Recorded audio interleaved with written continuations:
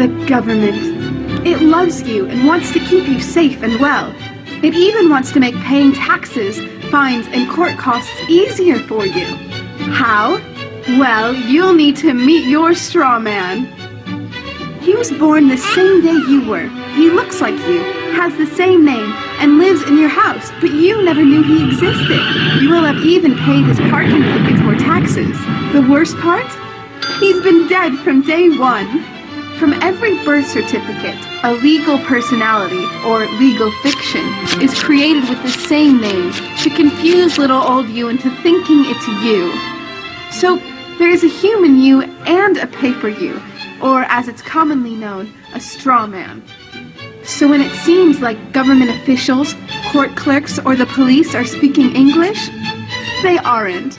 They're speaking legalese, designed to make you agree to verbal and written contracts without even knowing about it, all spun from Black's Law Dictionary. For example, when the police say, "Do you understand?" you'll say, "Yes." What they are really saying is, "Do you stand under our authority?" Oops-a-daisy, you just created a verbal contract with them. Oh, you clever government. Did you know that whenever you register something, you are handing over title to the person you register it with? That's right. Whenever you register something with the government, they assume it belongs to them. Registered your car? Super! Now you are the registered keeper of your vehicle, and the government can crush it when you don't pay your, straw man's taxes. Expecting a new bundle of joy?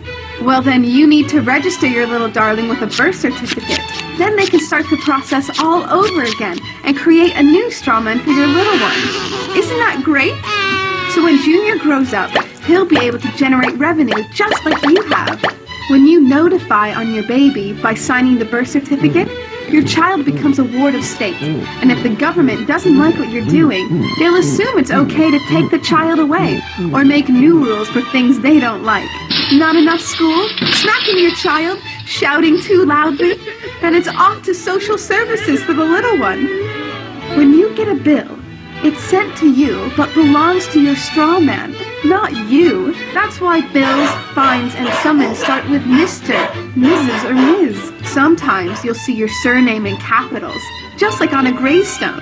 That's because your straw man is dead and just a silly piece of paper, created before you could comprehend or even consent to it. When you go to court, you represent your straw man. So you, the human, take on any costs, fees, taxes, and fines involved for the straw man.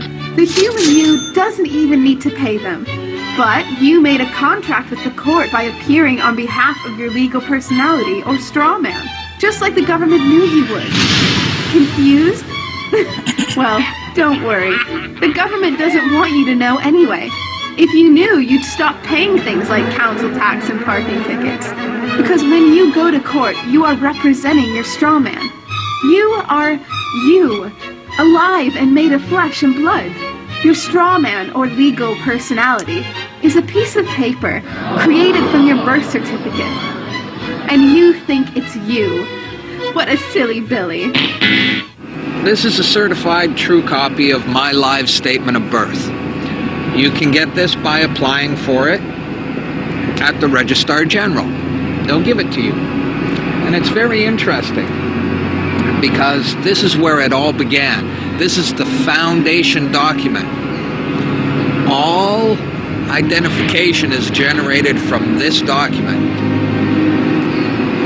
And so if the foundation document is no good, anything that's made from it is no good. That means driver's licenses, health cards, everything. Now what they did here, this is exactly what he meant when he said, soon every American will be required to register their biological property. Now your parents didn't realize what they were doing when they filled this out, and these didn't exist before 1933. Birth records were recorded in scripture. And these only came into being in 1933 when they hatched this plan. They created a corporate fiction with a name just like yours. In doing this, they registered and monetized the spirit and soul of a living being. This denotes ownership. And when your parents were tricked into filling this out, they allowed your spirit and your soul to be monetized. And futures were sold on you. Spirit and soul. Now, this is my birth certificate. This is actually a share. See this red number? This A, I'm born in Canada, this is a Class A share. Now, this is called a CUSP number. And all securities require a CUSP number. And that's what this is. And you are held as collateral to secure the debt, which our government owes to international bankers. So you and me and all these people here are actually collateral. And we don't even own our lives. We are chattel. And we believe we're free. I made an application to the Registrar General, and I got my original social insurance application. Now, before they sent it to me, they put a little piece of paper over this before they photocopied it, because my friend has his, and they didn't block this out, and when you hold it up, you see Bank of Canada. It is said that the best slaves are the ones who don't know that they're enslaved.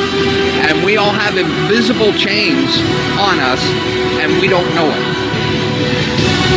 What truth? That you are a slave here. Like everyone else, you were born into bondage. Born into a prison that you cannot smell or taste or touch. A prison for your mind. We're talking about big bucks. We're not talking about hundreds of millions or even hundreds of billions now. We're talking about trillions of dollars. The obligation is immeasurable. Nobody can measure it. This door's wide open now. It's gonna happen, whether you like it or not. Do you notice that they have the same amount of ink on them? Do you notice that they're made out of the same virtually worthless stuff? It's paper. Did you get it? It's paper. When we create money, we have created an instrument of value that has no value of its own. And it's just as expensive or inexpensive to print the 20 as it is to print the 1. In January of 1913, in December of 1913, he signed the Federal Reserve Act, bringing the Federal Reserve System into place in America, and did what Thomas Jefferson said must never happen. He took the control of the money away from the people by taking it away from the Congress and gave it to a group of private individuals who have to pay taxes on the money they loan the government. I can't believe that you came into my life. You made me feel again. Now it's my turn. You say you've always been a little bit shy, but I can put an end to your fears, honey. Let me show you a place.